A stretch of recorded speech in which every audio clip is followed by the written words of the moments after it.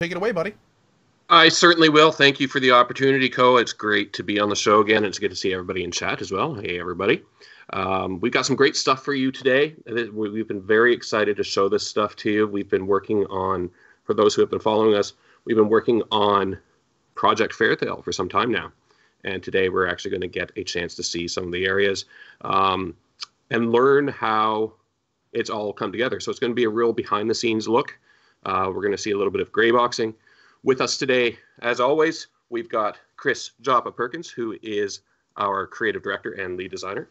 And also joining us today is senior environment artist Jimmy Lane, who's going to tell us all about how this world is being built. Hey, everybody. Welcome to both of you. Yeah, thanks. It's exciting.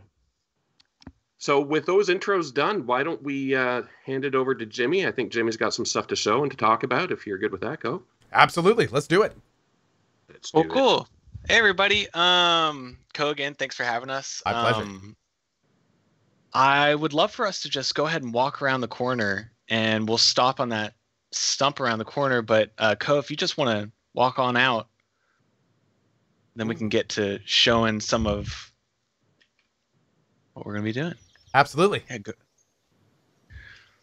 go on out. Yeah, man. For the record, for everyone in chat, this is my first time actually seeing any of this. The only thing I've done so far is load in, and oh my, this is looking pretty good.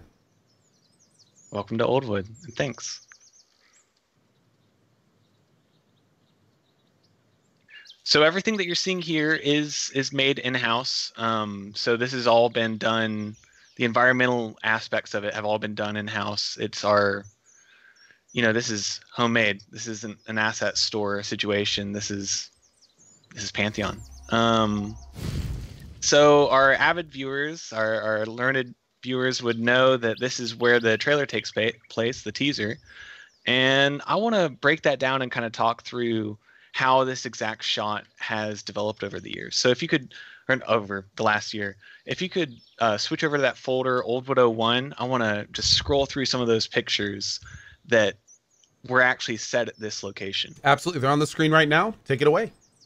Awesome. So we kind of started with stuff from PA4 for those who have been in. And we really wanted to define an area and try and really figure out what level of scope that this game was going to look visually for our environments. And so you see before you like an assortment of assets, which initially weren't composed as one piece, but we knew that these pieces would define Oldwood. As we move through, you see groupings of foliage coming together. The colors of them are changing, and the composition itself begins to move as we think through how we want the players to traverse the environment. So as you progress through it, it just continually gets more and more detailed. We eventually had Jared come out with the reference benchmark image, which really defined what we were looking for, and that was one of the images that we had on earlier. But if you scroll on to the final image, I mean, you can see we're trying to match what we have in concept. Like, we want the things that y'all have seen to be real. We want to go to that level. And to jump into another folder real quick, I would ask that you do the slideshow follow-up. And I want to show that, one of our Reddit fans, Janice, I mean, he's been huge in the community anyways, but like he actually created a side-by-side or one above the other comparison of the concept to the actual in-game. And what he didn't realize is that if you go to the next one, that's literally what I was doing at my desk. Like, I literally have the concept. We're trying to match it. We're trying to get to that level. So if you want to jump into the game, there's a quest that we'd like you to go through at that point, but I want to pull us back into the actual game. Sure. And we'll come back to more concepts and stuff as we go through this, but just wanted to highlight as we got to this part. Absolutely. I don't want to get too far ahead of it because I want to run in every direction. So don't just hold me back here. Which way should we go? Well, I mean, I would say feel free to take some time just to kind of explore the area you see in front of you. If you see something that looks interesting, check it out. You can take a few minutes to do that. I think it's also important at this point to say, too, that one of our goals alongside making the game beautiful is also making sure that it runs well. I think we've people who are familiar with MMORPGs know that at the end of the day, it's not just how good it looks, but it's just as important, if not more so, that it plays well, that it runs well, that it's optimized and performant. So we go through lots of effort, and we have some pretty brilliant people on the team who have all of us working to achieve what we want to achieve visually while making sure the game runs well. This tree is talking to me. Yeah, so that's the sort of the storyline in this area. This is an area. Actually, why don't I just turn it over to Chris? There is a specific purpose for this quest, for this storyline, but I'll let Chris talk about it. Yeah, so in keeping with the spirit of our bi-weekly updates, we're giving a snapshot here of what we're working on and kind of the state that it's in, and we've shown lots about the perception system over the years, and increasingly more so more recently. And this is a chance to show off some of the dialogue associated with the perception system specifically. So when we've talked about the nonlinear kind of branching storytelling that goes on in the perception system, this quest is meant to be an example of that. And we don't have time to go through the whole thing on this stream, but I would encourage you, Cohh, I'm just going to hand it over to you. I know you like to read these things and, really consider it and even read it out loud. So feel free to kind of follow the quest along for a little bit, and then I'll stop us here in a couple minutes. Yeah, sure. Let me start this over from the beginning, I think. So you can see me. That is unexpected. Who are you? A good question. If you're after my name, I no longer have one. In this world, we are known simply as Old Ones. We once existed in the natural world as you do, though I have trouble remembering that far back. Just how old are you? Old enough to remember the moment when time stopped and the world was split in two. But time hasn't stopped. You're right. Time carries on for you and your world, but very little changes in mine. I'm the same as I've always remembered myself to be, free to move, but always returning here. I must say, being seen from your side is interesting indeed. My side? Are we in different worlds? I'm not sure just yet. I presume you touched this mythical stone? Yeah, I felt it draw to me. I felt it draw me. Beckoned by a sight stone, you say. Interesting indeed. On rare occasions, sight stones have been known to grant an incredible gift, the ability for a mortal creature to see beyond the natural world into another. This explains why I've appeared before you, but the veil between our world may cause me to appear as a spirit of some kind. The sight stone did this? Indeed. Knowledge of legendary weapons, armor, and relics that bestow great power or protection is not new to you. Your world is full of such things. But sight stones are not chosen by adventurers like weapons to be wielded or relics to be worn. It is the sight stone itself that chooses. I've seen no magic that can force their power or break them open against their will. Sight stone chooses what? I'm unwilling to say anything more. The time has come for you to look for answers beyond me. I see you still observe time. Time is undeniable, especially when it has stopped. Are there more Old Ones I can speak with? That is difficult for me to say, but I understand why you are asking. I've told you to look for answers beyond me, and you are curious how to do that. The Sightstone has beckoned you as a result. Knowledge may present itself to you that would otherwise be hidden. You will likely speak with people and creatures alike who would not have acknowledged you before. From now on, you will sense much deeper importance in the most insignificant things. You may even perceive a voice that sounds like your own. It suggests things that you didn't already know. I do not know the extent of what awaits you, however. What? Please tell me what you know. I'm not sure why this has happened to you. However, I sense a tree folk with great wisdom nearby. I believe they are called Spriggan. It appears she has planted herself in place by setting her roots deep underground. I faintly remember hearing of this tradition of theirs. If I were to encourage you towards the next step, it would be to speak with her. Farewell. Cool. And you're welcome to run over and kind of get that started since you've already met Nymir. But this is, again, meant to be an example of how the perception system storylines will begin to take you deeper and deeper into the greater story arcs of the world, of your class, of your race. Sometimes the specific zone you're in, sometimes, more universal story arcs. And you get to see a lot more of the branching dialogue with Nymir than you did with the old one, but the idea is the same. So I think over here, have you sparked up a conversation with her again? I just started. Let me see if I can bring that back up real quick.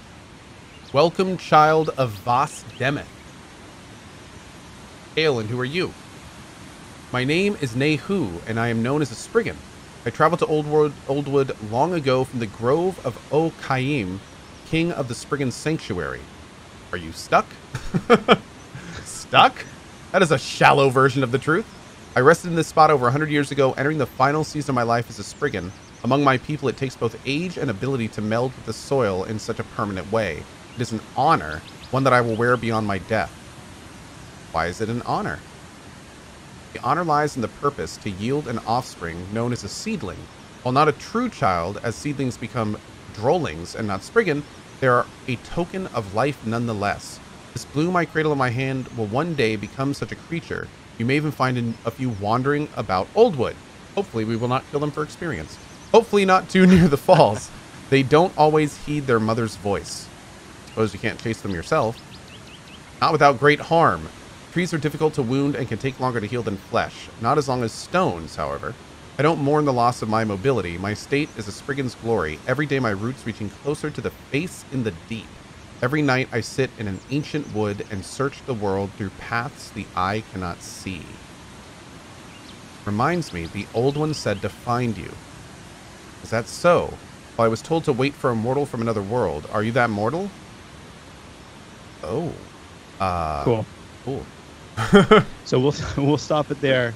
But so I know that the question is going to come up, like how nonlinear is this, and what kind of options do we actually have here in terms of varying paths? And the answer is that it's going to be quite a variety. You're going to hit some storylines that are pretty direct and move through, along a certain track, but the more common occurrence will be a fairly varied path of options set of options that you have in front of you based on, again, your class, your race, and a lot of the things that you've done up until this point, down to the level of, have you visited this certain place in this certain zone, and the way that can flag your character for a conversation that you have with someone on another continent that would change the shape of that conversation, or at least open up new paths to you that you would have been unable to open up beforehand. And like we've said before, the goal there is to try and make this not only a very deep system with a lot of replayability, but also to protect against things like spoilers, because there will be such a richness of flagging and the variety of different things that a player has done that it'll often be difficult to determine, exactly what steps were taken to get to this point and to that point. And that's why, we've decided to separate the perception system from the leveling mechanic, or we haven't put content behind the perception system as a kind of wall, because we don't want players to be impatient or feel like, they're being held back because maybe they can't quite, determine the steps that it's going to take to do this next thing or that next thing, even though, our job will be to make sure that the clues that are presented are adequate enough. But maybe, in an ideal situation, you're actually reaching out to other people, around you, and asking questions to other people actually playing the game at the same time to help make sense of some of these things, which is part of the social engagement that we're going for. But I want to cut us off there because, I want to say, first of all, the rest of that storyline and then kind of the events that follow that for our pre-alpha testers and just for a later time in terms of showing. But I will say that one of the things that you do in response to this storyline is she actually kind of leads you through a series of events where you're able to fashion a glyph. And we've talked before about glyphs being part of the acclamation system. And so, Cohh, if you want to hit the I key to open your inventory. Sorry, before we get into that, I just wanted to quickly remind everyone that Pantheon is under development. It has not been released yet. It is a crowd-funded game. That means it's made possible by your pledges. If you'd like to check out more, please head over to pantheonmmo.com. And before we get into the acclamation, to take a quick look back at some of the world-building aspects. Jimmy, you had some interesting stuff with this Spriggan tree as well. Yeah. If we want to get into that for a little bit, instead of doing a slideshow on this one, Cohh, maybe just pull them up one by one. Sure. We'll go to the first folder, the Spriggan 01. Okay. Cool. So y'all got to hear a little bit about her backstory, like what a Spriggan tree is, like the grace and beauty as written down below. Like it's really meant to have a massive message that we knew from the beginning. So there was a lot of thought put into this model, making it feel lived in, aging it, all those sorts of things. So this was kind of the first concept that we came up with, that it was a collaboration between Justin and Jared. And so immediately we threw that in to Engine, and it was looking cool. If you want to go to the next one. Anytime I hear you say next, I'll just go through that. Okay, yeah, yes. So go ahead and go to the second image if you wouldn't mind. That was our initial gray box of it. And it was kind of 1-to-1, but we weren't really feeling in love with it because, you can see the scale of the player on the bottom left. And then actually, she's massive. So we were starting to run into some issues. And if you go to the next one, in the front view of this character, it actually didn't have a whole lot of depth going on. Like, we really needed to not only bring the player closer to her, but also, get motion in multiple axes for her pose. So we continued on to the next one, which had basically a render that Jared and Justin worked on, and that really defined what she was going to be.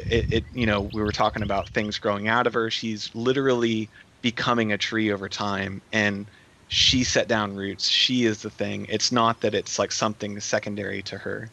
And during that time, one of our environment artists came in. He was working on it. If you could go to the next one, he made this version of it, and it helped us realize that there was a model or a shader and material that needed to be generated and created in order to really bring this to completion. We needed to develop a shader that would allow for multiple tilings of textures on top of the main sculpt that we're rocking with. So while that was in process, while Bruno was working on that, we continued to work through how the pose was working, how the player interaction was working. So now we've got like rocks right there that you can walk up on, but it still felt like we were too low. And so from that point, if you want to do the next one and then quickly switch to the one after that, we basically took her back into ZBrush and we took her pose. It didn't feel like it was fully growing out of her, and I did something really rough, really quick. And then there were two other poses that we went through. If you want to cycle through those next two, there was like pose A, B, and C. And at that point, I think it was Justin that decided that it was C, or was it you, CP? I think it was a combination. Yeah. I mean, all this stuff is collaborative. We realized that the player interaction was an issue because we were in it, walking around. At this point in the process, because we had been working on Sleepless and other assets in Oldwood, we had finally finished off that shader. And additionally, Will, when he was here working with us, he did a full character of the Spriggan that you've seen previously. And so at that point, if you go to the next one, I took that pose and I took his high-res model, and we actually reused that content for, basically it's already been done to some extent. This guy is actually like 2 or 3 times the size of a normal Spriggan. So next we show that I actually sculpted on top of it to add a lot more detail, so that when you get up close to him, there's ridges, there's vines, there's like all this stuff, and it has this motion that really, I don't know, it was where we were headed. This asset, by the way, in the end, was made up of 26 different items. So there's a lot of pieces that we're dealing with whenever we're making something like this. So, you know, to make sure that we have the pose right early on allows us to not iterate, not change things anymore at that stage. After that, there's a video. I'm not sure if you can play that or not through there, but oh wait, no, it's a screenshot. That was before we actually had the shader in, and you can tell that versus the game, you really don't get that beautiful life energy that is coming from her, and it's really about the story and the lore. And so we actually incorporated something from one of our other shaders so that it would work with this shader additionally. So we got 2 upgrades on this shader for it to even happen. And I do have a little video here. You want me to pop that up? Yeah, go ahead. That's basically showing some of the process. It compares, you know, that initial Spriggan size to what it really became, and the amount of extra detail that had to be placed into it in order to make it fit in a larger scale. Later in that video, if you want to just skip through it, we're looking at leaves and trying to think through, you know, what's the level of detail that we're expecting from a Pantheon leaf, a Pantheon frond, a Pantheon foliage asset. Like, we want to go as far as we can and see where we're bound in our shaders and our rendering and our pipeline. And yeah, that's kind of the next set of images. We have another folder, and it goes through the time lapse of all that stuff. But if you just want to run around in game and look at it up close, that's fine too. Sure. Any excuse to get further in game. So yeah, man, it's all good. We're easy in here. Yeah, I think in terms of time too, is probably better if we just take a look in game. Oh man. Well, the final image is definitely very cool. No question. Thank you so much. By the way, I'm seeing a lot of people in chat, especially some people that are seeing Pantheon for the first time. Just like Ben said earlier, please keep in mind, this is a pre-alpha that you're looking at. This game is not even an alpha yet. And then it has alpha, beta, and then release. So they are still very much working on this game. There's lots and lots of stuff. But even now, I mean, you can tell like this is looking, this is really coming along. But yeah, this game is under heavy development right now. So yeah, just keep that in mind. Yeah, that's well said. So and another thing, just to add here too, is no, I'm not going to get an acclamation. For people watching the development of the game, you can look at a piece like this and hear the description and think, man, that's a lot of time, that's a lot of effort on one thing. And oh, you did it! Totally by accident. Yeah, I just came on the side and grabbed on. Yeah. That's cool. Oh man. So I got to just take a quick second and say, I was hoping that by just exploring this area a little bit, that you would just happen upon a moment like that. And again, that's our climbing system. For everyone watching, we've incorporated a very robust climbing system into this game. I don't know if your climbing skill is high enough to grab all of those. I don't think all of them, yeah. But so wait, as your climbing skill goes up, you can grab onto more ledges and different types? Yep, absolutely. And your climbing speed is going to increase. It's going to be harder to knock you off. You're going to open up new skills like being able to lunge, things like that. So very cool. It's exciting, and it's definitely something we're excited to show off more. But the point I was wanting to make quickly earlier is just that this is what we call a hero piece, and a game world that is immersive is going to need its hero pieces. These are the iconic things that just have so much more detail and leave kind of a greater imprint, and do require more time and effort. But a game devoid of hero pieces like this is going to be pretty bland. But at the same time, in the same breath, if you look at all of the other assets around you, there is so much reusability that we get out of these things. A simple change of texture, a change of material, a different kind of coloration.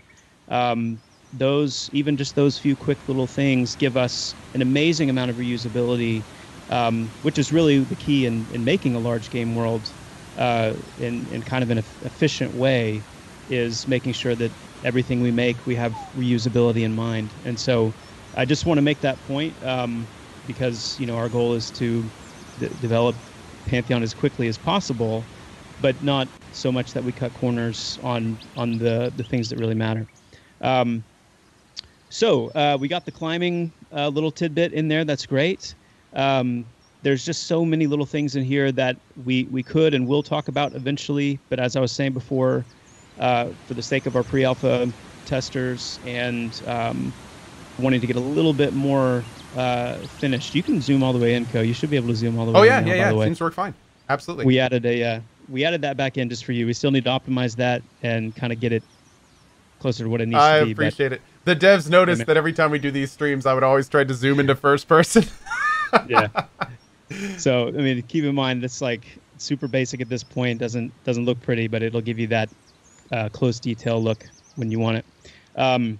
But yeah, let's talk about acclimation very quickly. If you open up your inventory with the I key and go to that last tab on the bottom, you'll just see the acclimation page. Mm-hmm. And we are about to take you into a very different area. And if you followed us, you know that one of our major game systems is the extreme climate system. And hand in hand with that goes acclimation, which is how you prepare yourself to be in those environments and survive in those environments. This is kind of, you know, the high fantasy extreme of kind of environments we're used to on Earth. We know what it's like to be really cold. We know what it's like to be really hot. But many of us have never been probably in, you know, in a desert in an extreme survival situation or in the tundra. But this is taking it even beyond that, to where to survive in these areas is going to require a mystical, magical degree of protection. So without saying anything more, I do want to give you, since we're not going to do the quest in its entirety, I'm going to give you the glyph that you would have been able to fashion. Let me see.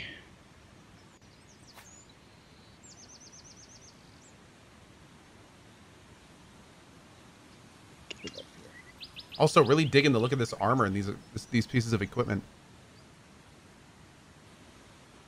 Nice. Good, man. Oh, it looks like it's not going to let me do it since I've already created one. Let me.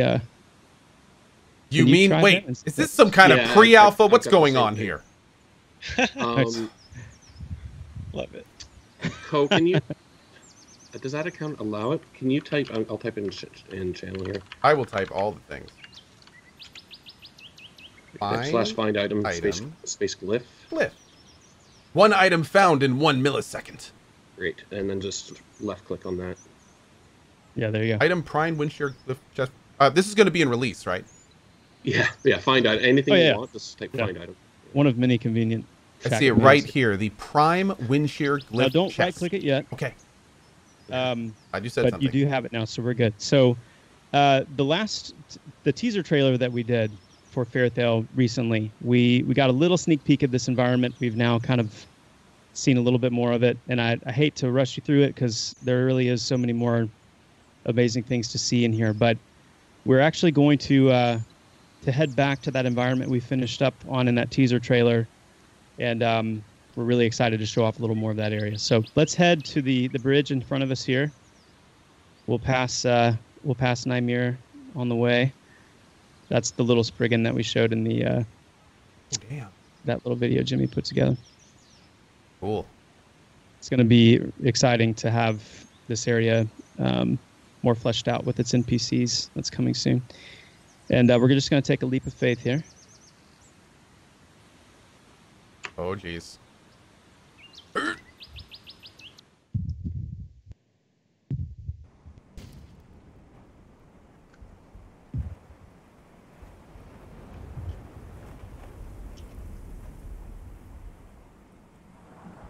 Welcome to the Isle of Infinite Storm. Damn. Okay. Okay, that's pretty cool. I am really liking. See, the second I see that thing in the sky, I want to know everything there is to know about that. Yep. And the beauty is there is a lot to know about that. And just about everything that you see here that would draw your eye, catch your attention, has a point and a place in the world's context. And in fact, the quest that or the storyline we didn't finish earlier actually will give you some good insight into some of that information. But before we move any further here, I want to stop and talk about the Codex a little bit, because we've been showing off in the last few bi-weekly streams and updates the ability modification system. And so if you hit the B key, you're going to open up your Codex, and you should see in your Codex, you should see we've given you kind of 80 ability points there to kind of work with. Oh. This is the first time we've seen the Codex in action as well, so feel free to just kind of, look around. Yeah. Click. If you want to turn pages, obviously you've got the buttons. You can also use the scroll wheel. There is a lot going on in here. Yep. Whoa. Okay, let's start right back here for everyone watching at home. So some of you guys may have to pause this, but I'll try to get it moused over everything at least. At least a little. Yes! At least over everything. Sorry, I found fishing. Oh man. So what am I looking at here? So let's start with the ability points. If you scroll to the last page that you have abilities on, which probably page 5 or 6, I believe, you're going to see several abilities that have these kind of empty sockets, if you will. So it's past that. I guess it's page 7 or 8. I'm looking at the video feed that's just a little bit behind. So, but yeah, you're going to see some with those empty indentions. We chose a certain subset of abilities because, again, we can't say this enough. We are not doing anyone any favors by spoiling everything that there is to spoil. And so showing off a couple of abilities, showing off the kind of current plan for the upgrade path of these abilities, this gives us a nice little subset to look at. Now, bear in mind, this system is kind of just coming to life, and so there are going to be further improvements, further refinements, both to the user experience, to the tooltips, and that. But let's go ahead and start with the Mantle of the Tides. You've got the first ability on your bar there. It's called Mantle of the Tides, and you'll notice it's one of the abilities that has some upgrade options under it. Mm-hmm. If you hold Control and left-click on that ability, that is going to, or inside your book, actually. Yeah. That's going to bring up the upgrade window, and it's going to ask you if you want to spend, and then it'll tell you how many points you're about to spend, and then it's going to give you a snippet of what that upgrade is going to do. And in this case, it's going to cause all of the healing effects of Mantle of the Tides to have a chance to cure poison. And that means the initial hit plus all of the ticks of healing. And if that's what you want to do, you hit upgrade, and that will spend one of your ability mod points, and it will upgrade that ability. So there's an example. The book resets and whatnot. But then if you go back to that ability again, let's go ahead and see if we can upgrade that a second time. So now you've got 1 point in there. If you hold Control and click that again, you're going to see that now it's asking you if you want to spend 4 ability points for the next upgrade. This adds a 50% chance to proc Surging Power. Now, for those of you that are interested in the class design, what Surging Power does is it gives you a 50% chance to proc this, and while that's active for 6 seconds, your hand spells, your direct healing spells, do not have a cast time for those 6 seconds. And so it's kind of goes a long way to giving shamans a little bit more capability in situations where the damage is really high. Okay. Now, one of the refinements that we'll make is obviously you need to know what Surging Power does before you invest points in it. And in fact, the goal eventually is that you would see the full upgrade path for the abilities when you're making that decision. So you'll know, okay, I do want to invest all these points because I know it's going to get me here in the end. And that's just something that's further down the line. Let's go ahead and fully upgrade it. If we go back to Mantle of the Tides, you can click again. For 9 points this time. We're looking at 9 points. And this increases the direct healing component, which is the initial land of the ability by 100%. And now that ability is fully maxed out, you'll see that all of those upgrades are accounted for in the tooltip. And this is now a fully maxed out ability. Go ahead if you want, and just now that you know the process, try it out with a couple of the other ones that you're curious about. Ooh, movement speed. Oh, I do love that. Convert ability to a group buff. Oh, nice. Okay, that's a good one. Doubles movement speed increase for the first 10 seconds. Oh, like a little sprint. Okay, cool, cool. And then, okay, here's one of our DDs. So first it's just a dot. Now it's a dot that also reduces fire resistance. Makes it even better. Then we've got your group gains fire resistance as you deal damage. That's pretty cool. And then finally, reduces target chance to resist your primal cure fire spells by 20%. So I could land that on it first, and then my other, I think, DD style spells. Yeah, right there it says at the beginning, primal curse fire. Ooh, So that would be things like right there. That's a primal curse fire ability, the Scorched Fog, the Ember Gloom. Those are going to be your slows, your fire-based direct damage spells. Yeah, makes those a little bit easier to land. Very cool. Very cool. So I also want to say quickly what you're seeing here. Maybe you've noticed to the viewers watching, we're continuing with our UI updates. And, you know, so we've gotten the main chat, just the chat windows in general, as well as the Codex. But maybe of most importance to mention is the hotbar. And you'll see that the main hotbar, or the larger section of the hotbar, is now 8 slots. And then there's a secondary hotbar, a smaller one, which we call the utility bar, which is 6 slots. Now, there's going to be a time and a place to kind of go into the weeds a little bit on details regarding the limited action set and how these 2 bars interact with each other. But what I can say for right now, just as a point of progress in the development and the design of the hotbar and the LAS, is that those 8 main slots are going to be kind of your limited action bar slots. And there are certain abilities that are going to go in that slot that are not able to be put on the utility bar.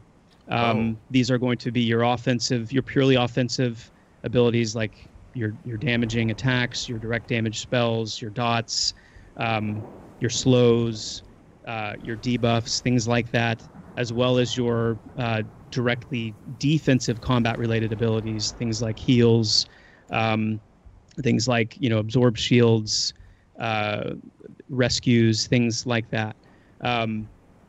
And that is right now, we are wanting to move into the next phase of testing with that capped at 8. We've set this bar up, though, to be very easily expandable. So if we decide it's looking like it's going to be better, we have 10, then that's very simple for us to do. The utility bar is there for more of your long duration type buffs. And so you'll notice on here, you've got things like your AC buff, your movement speed buff, your stamina strength buff, your self-wisdom buff. Those things are meant to go on the utility bar, where you have them available to you at all times, and they're not taking up that space in the main, you know, combat-oriented bar. So hopefully that's enough kind of an explanation for now. Again, it's something we'll be going into more detail and probably focusing on a little bit in an upcoming stream. But wanted to go ahead and mention that along with the visual updates. We are getting a little bit tighter on time, so just to change things up a little bit, Jimmy, I know that you have some slides for Isle of Infinite Storm here. Do we want to go through that real quick? Yeah, let's go to the fight. Like let's go fight something first. Okay, do the fight first, sure. And then I'd probably suggest, Cohh, that you turn off your movement speed for this. Oh, but, yeah. Okay. if you wanna have fun with it too, that's cool. How would I cancel it? Just cast it again? Just click on it. Oh, there we go. Perfect. Okay, great. Yeah. Have at it, man. This is something that we'll talk about in a little bit on just the development of these remnant shards and like why they exist and the thinking behind their placement in terms of like, you know, gameplay. Nice grab. What we're trying to do with it. There's been a lot of versions of this, but we wanted it to be fun for everybody, you know. For sure. All right, so we're coming up to the point where really no eye has seen. And speaking this guy is eyeless. Yeah, he is eyeless. Oh, and am I down? No, I'm not down. Okay.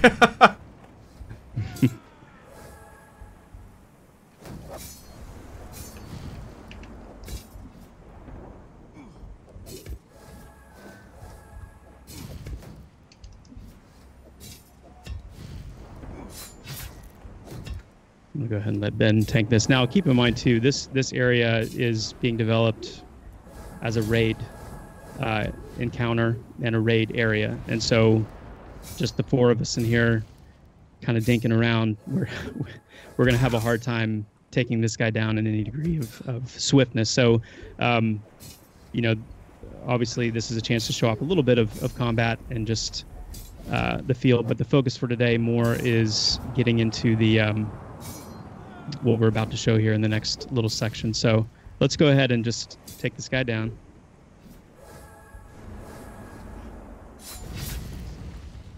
And we are standing here just kind of where we left off last in the teaser trailer, where you saw from a distance some people running up over this crest into the play area. So now today we wanted to take this opportunity to show off the actual play space, and we're going to hang out right here at the top. So before we do, Jimmy, was there anything that you wanted to kind of go into?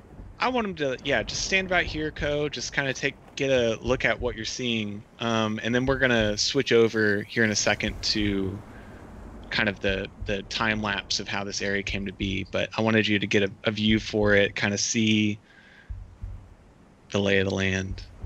Yeah, I like it. It looks like a giant arena almost. All sorts of stuff going on in here. Yeah, it's a dangerous place, and we wanted to certainly showcase that with the environment as well. So cool. Let's switch over to that Sleepless 01 folder. Sure. And that's just really going to show kind of the process that we went through on the initial platforms to get onto this floating island effectively. You know, we wanted you to fall in, you just came through this portal, and now we need to have, for you as the player, a reveal, a payoff for traveling here. And so we went through and we had a series of different platforms that we wanted you to traverse through, like jumping and ledge grabbing and climbing. And, you know, just scroll through them all. Eventually we arrived where we're at in the current game. And I want to say that there's FX, there's things that are being updated to this area even still. So this isn't the final area, but this is, it in process. This is how we got to be where we're at today. Very cool. Yeah, it's great seeing the progression. And for a lot of people in chat that are not quite understanding this, today we are not showing off Pantheon. Today we are showing off the development of this game. This game is still in pre-alpha, so it's still being created. So normally all this stuff that you're seeing right now is all behind closed doors. The players aren't really exposed to it, but the devs are kind of like giving us a look behind the curtain kind of thing. So totally. Yeah, this is the process, not the final form. Thanks. Yeah, so if we want to just skip to the third folder, the first look one, which was kind of this is our first look after that trailer. Sleepless 03. And if you could just hold on that first image for a second. I just want to state that this was the original intention for this zone. This is Gray Box. We are talking about gameplay elements. What matters, put that on the board. Everything else is window dressing. Yeah, so we can, and if you want from now, you can scroll through the images, but the core tenets of what this area mean remain the same. And that's why for us gray boxing is such an important thing, because it's really us defining the play spaces and then coming back and making it look good after the fact. So we're really trying to put gameplay at the forefront of this game. It's not an art piece. I always say that it should be fun as a cube. If it's not fun as a cube, then I don't really want to play it. But we're trying to show you that we've followed through on it. Yeah, that's all I've got for this area for now. If we want to do the other thing, CP. Yeah, well, I think that's really well said. And gray box is something that is something typically you don't see until a game has launched and there's or is close to launch. Yeah, and there's like maybe some like a special like YouTube video that goes up of just a little snippet where they show like grabs of in development process all throughout the development period. But because we are who we are and we're a crowdfunded game and we're have kind of had our doors open for a long time, it's fun to show what we're working on. And as we do in every couple of week cadence, we're going to be showing a lot of gray box environments. But the point here is to say that gray boxing is the beginning of an amazing end, where ultimately you see the power of where these things eventually go. Just a reminder, like you said, Chris, Pantheon is a crowdfunded game. If you do want to learn more about it, you can visit us at pantheonmmo.com. And as a crowdfunded, it's made possible by your pledges. So have a look at the pledge page and see if there's anything there that interests you. And also, real quick, to address something I've been seeing in chat, this is not a sponsored stream. They are not paying me to show you this. I'm actually doing this as a fan, and just like many of you, I have gone to that website and pledged to try to get this going as well. So yeah, I'm exactly like all of you guys with this. So are we in position now to kind of? I don't want to do it yet, but do we have everything ready to move to the next? I think for time's sake, yeah. Yeah, yep. We're good. We've got about 15 minutes. So. Okay, cool. So very quickly, as I said before, this is a raid area, and the time is coming in the near future, that we want to, actually show off a little bit more of this area for our pre-alpha testers. And this is everything we've shown today is going to be part of what the next testing phase is going to involve. And there's a lot more than this. But so while we want to keep from spilling all the secret sauce and spilling the beans too dramatically, we don't want to show off a whole lot of this raid and the mechanics and everything that are going on in here. We did want to show off a few aspects of it, and the main one we wanted to show is how we talked about the wind shear glyph earlier, how climate plays a role in the content of Pantheon, and we're going to go into an example of that now. So let's go ahead and fire that off.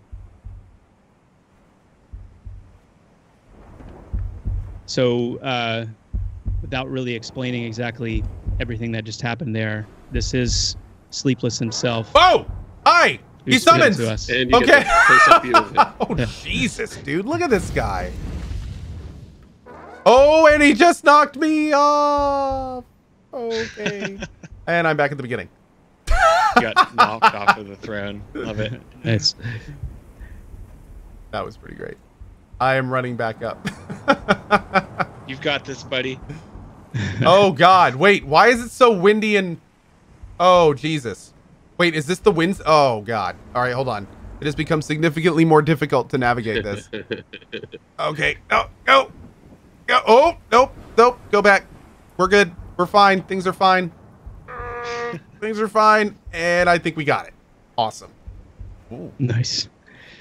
Now, you'll notice as soon as you get into the play area, you're going to be dealing with some incredibly powerful Whoa, wind. I'm getting blown away. I'm back off. Yep. Now, granted, this is this is pre-polish phase, so you're not going to see, kind of the being buffeted by the wind animation where you're kind of dragging across the ground or being lifted and hurled. But the mechanic is there. And the idea is when we talk about extreme climate, when we talk about wind shear, we're talking about a kind of wind force that is going to make you have a very bad day. It's one thing if, you're standing on solid ground and it's, more like it's difficult to run and reach a certain point because of the wind blowing against you. It's another thing when you're up high like this and the wind, is going to make it nearly impossible for you to adventure. Oh, God. Now, yeah, it's like you're almost kind of like on ice and it's rocking back and forth. It is significantly more difficult. There are actually 2 wind seeds. One of them is a weaker, more constant wind force that changes direction and will, make you run faster. If it's, again, at your back, it'll make you run slower. If it's ahead of you, and it'll push you to the sides.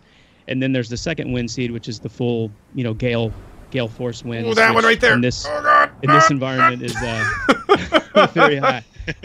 Let's get you acclimated before you get blown off. That again. sounds great. Yeah. So do I right click on this in my inventory?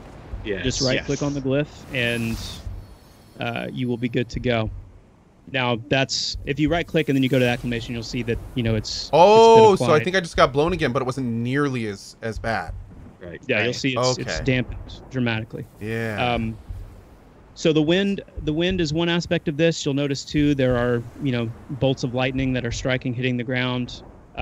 Those are live and active, meaning that they have real points of impact. They will do more damage at their point of impact and less damage splashing outwards. But those are, again, part of the environmental hazard. And there's several more things, too, that we're not going to mention. Nice avoid. Thank you. Oh, Jesus. Those are also tuned way down right now, damage-wise, for testing purposes. In the actual game, those would be pretty devastating to get hit by. So you can see very quickly like how much organization it's going to take, even for just one part of this raid experience, for guilds and raid forces to have to work together to be on the same page and ultimately figure out what they are to do at this point in the fight. So with that being said, that's all we're going to show for now. Let's go ahead and whisk off to our next location. So Cohh, you'll have to do this manually. Just type in /zone space FT. What was that word? FT. FT. Foxtrot Tango. Perfect. And go. Right. Yeah, that lightning is pretty loud. Okay, so this is the area that we started off in. I'm going to pull you now to an area that is very, very fresh in terms of gray boxing. Okay. So you sort of get a see behind the veil and see how this process starts off. Ooh. Whoa. Oh, Jesus, look at this thing. He's going for it. Merc Beast.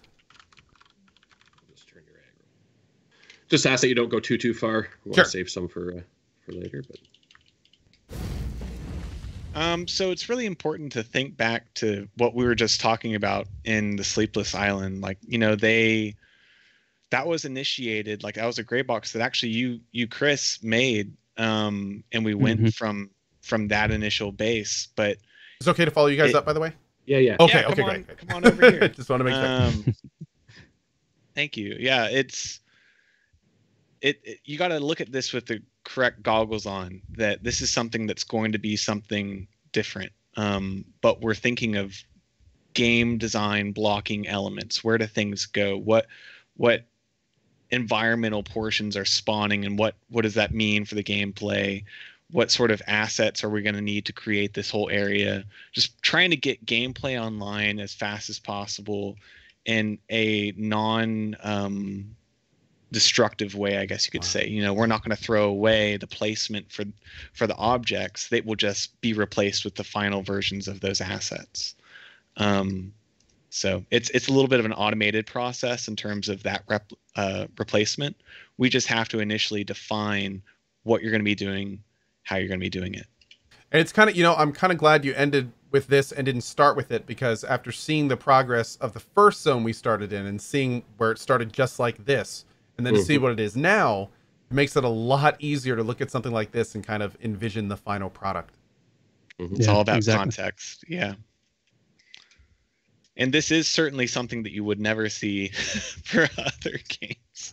No doubt. But this is the process that games go through. And exactly. And that's the smart thing to do, because it doesn't take beauty to determine whether an area is functional, fun, whether things are working properly. And so this allows for a much snappier, punchier development cycle when we're getting areas online, testing gameplay systems, layering in NPC populations, those types of things.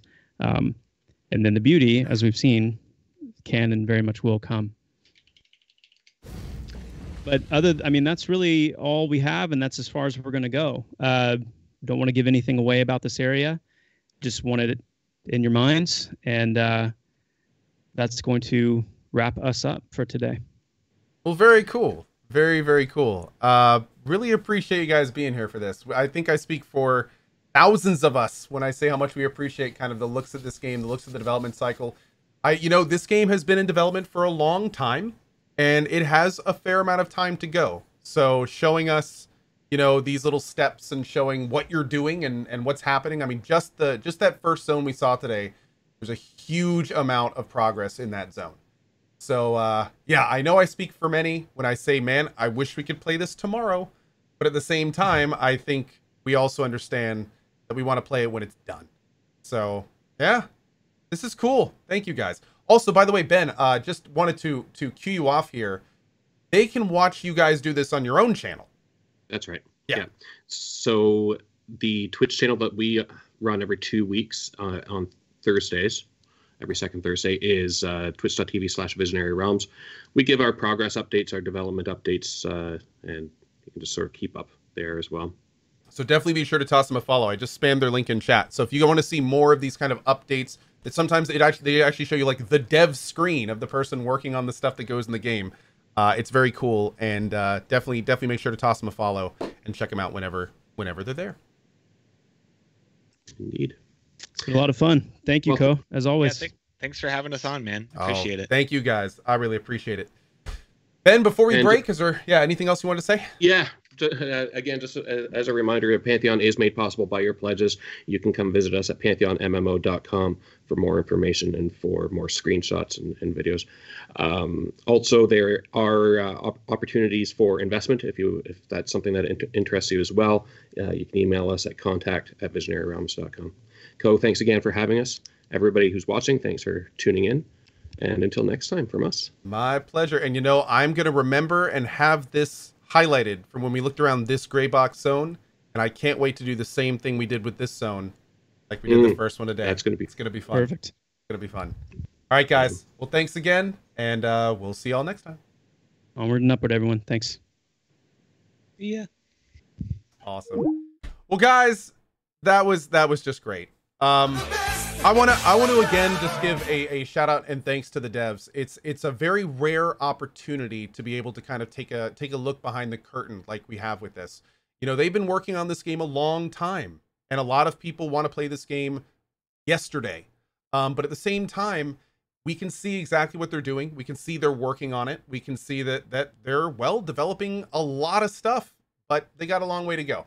So hopefully we can keep doing these streams. We can keep showing you all the update, and eventually one day we're going to show you one of these updates, and it's just all going to be done. And then we'll be talking about release days and stuff, and it's going to be great. But until then, as long as we keep getting these updates, as long as we can keep seeing the forward progression, that's all I need to keep staying excited. So anyway, guys, that's going to be it for me today. I hope you guys enjoyed the stream. As a quick reminder, make sure to check out the Visionary Realms Twitch. They do a lot more streams. I will, of course, do any streams that they want whenever they want, because I love doing this stuff. But they do a lot of stuff on their own channel as well. So be sure to toss them a follow. Check them out when they go on, and yeah, see all that kind of fun stuff. So on that note, I am out of here. Have a great morning, afternoon, or evening wherever you're around the globe. As always, I really appreciate your time here. Tomorrow morning is going to be Stone Shard. I think tomorrow afternoon is going to be some drop frames where we have some fun there. And on that note, I will see y'all later. Quick reminder, by the way, during the outro, you will see the sponsors screen come up. Just to be super, super clear, those are sponsors of the channel here. They have nothing to do with Visionary Realms. It's just part of my outro. So anyway, love y'all's faces. Have a great rest of your day. We'll see you tomorrow at 8 a.m. ET. Bye-bye.